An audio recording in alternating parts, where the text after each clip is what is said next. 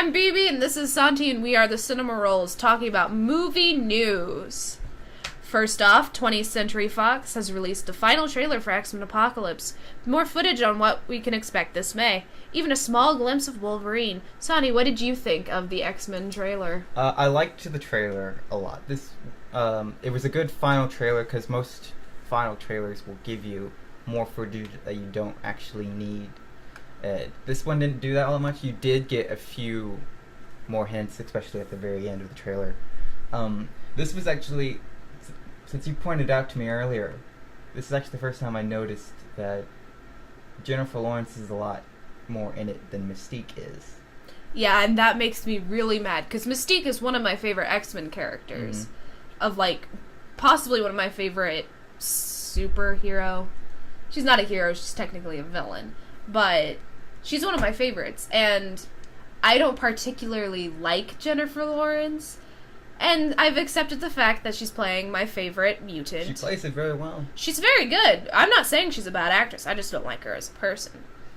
But the whole point that Xavier was trying to make is that they need to be themselves. They need to be who they are as a person. Magneto said the same thing to her. If you know. They both points. Yeah.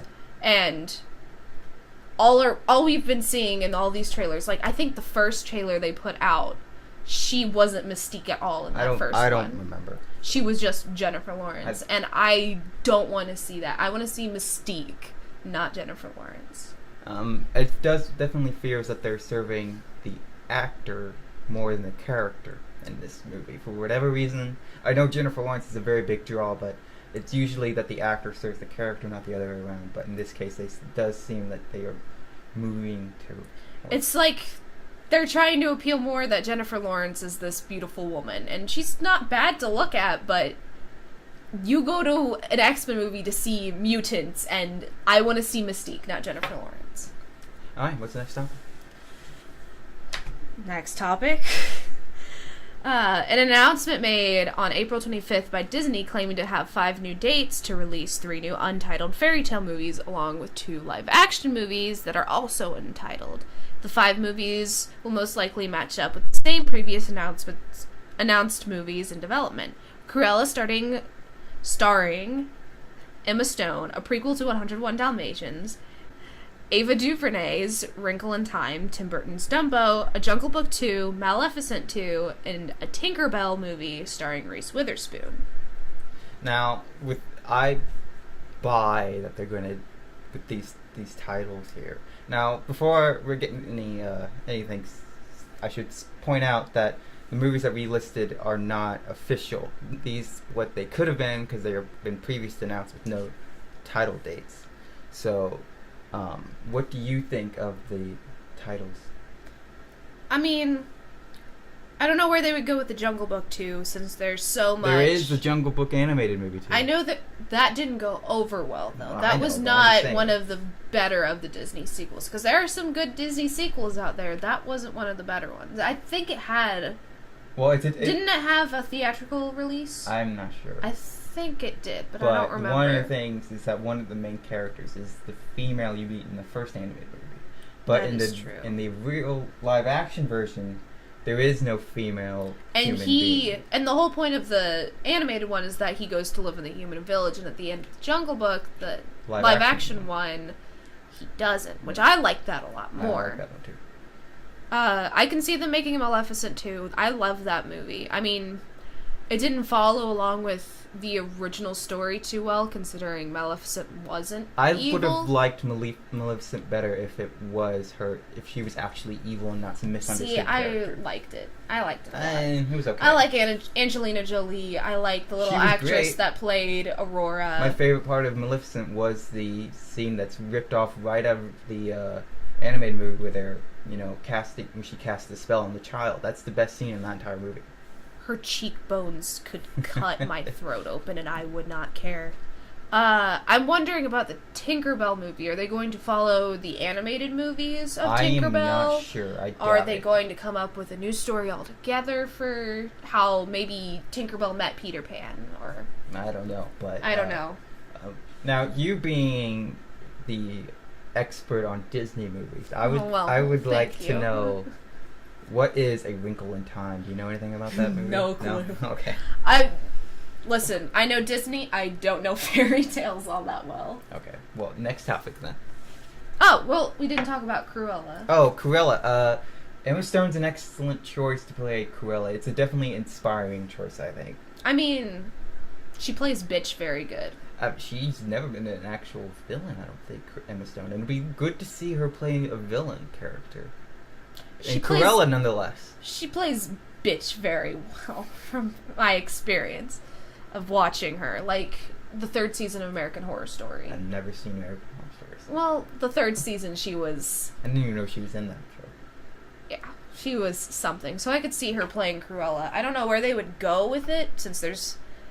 I'm torn because there's just so many 101 Dalmatian movies. No, this one won't be about the Dalmatians, though. I know they won't be about the Dalmatians, so...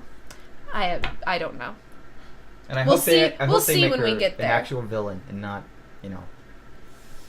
Alright, what's next? Not Maleficent. Yeah. Next up, we have Marvel has released a statement after fans accusing Marvel of whitewashing the Tilda Swinton character, originally played by an Asian man.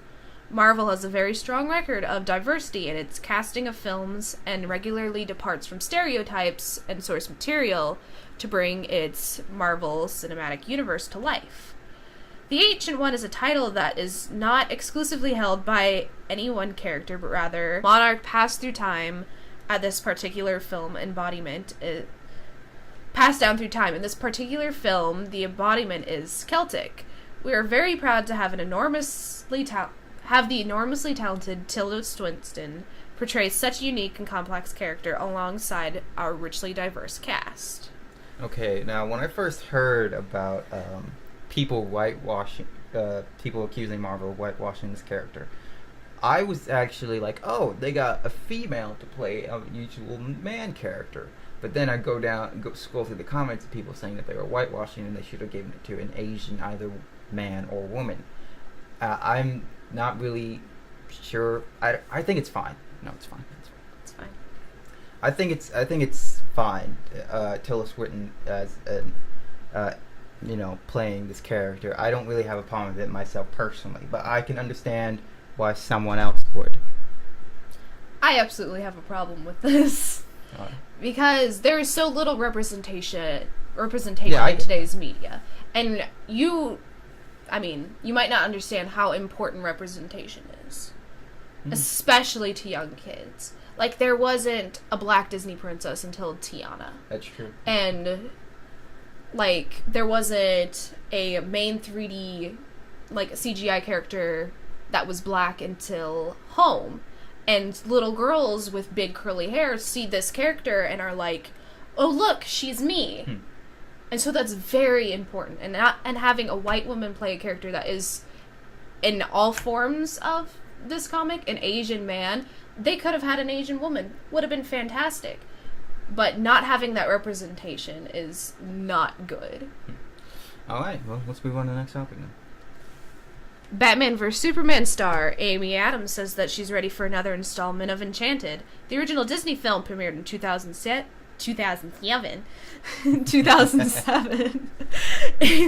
Adams told E! News, quote, "It's weird because I'm not 10 years older, so it's so strange that the 10-year anniversary is coming up. That's so weird. I've just barely aged a day." She joked. Anne Fletcher was reportedly attached to the direct sequel as of last fall, according to Collider, with the working title Disenchanted.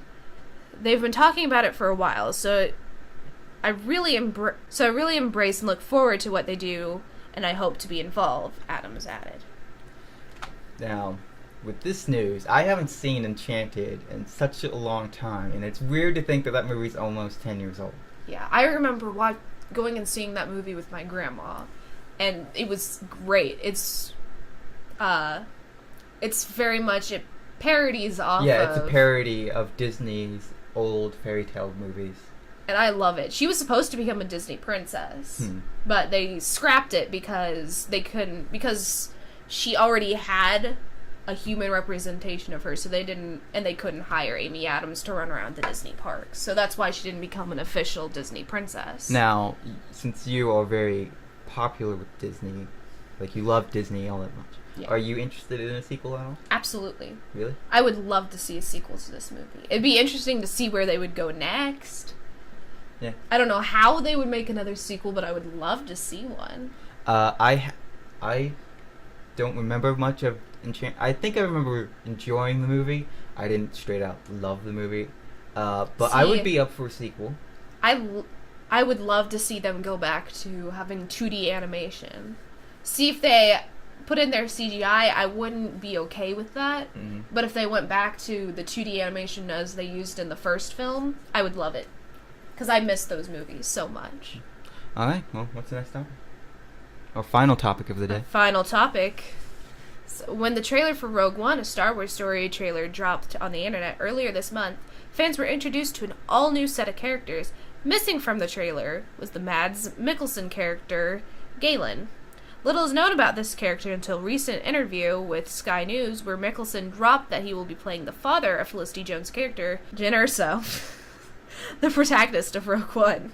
Now, if you don't know who do you know who Mads Mikkelsen is? No. He usually plays a villain character, and he was in James Bond Casino Royale, which is a good Daniel Craig one. But I'm actually very interested to see where his character goes, because, like I said, he usually does play a villain character, and I love it when you see actors mix it up. Like I like it when you see like a Steve Carell go into a drama instead of a comedy, like he usually does. So this will be interesting to see. I'm a huge, massive Star Wars fan. I can't wait for this movie. So, any thoughts on that? Well, I mean, it makes me uncomfortable when I see comedy stars do dramas, but that's just me. But, I mean, I don't really have any opinion on him because I haven't seen any of his movies. But I am excited for Rogue One because I live for lead female characters. Alright, well, there you have it. There's our first episode of Cinema Rolls. Glad you could join us. Thank you, everyone.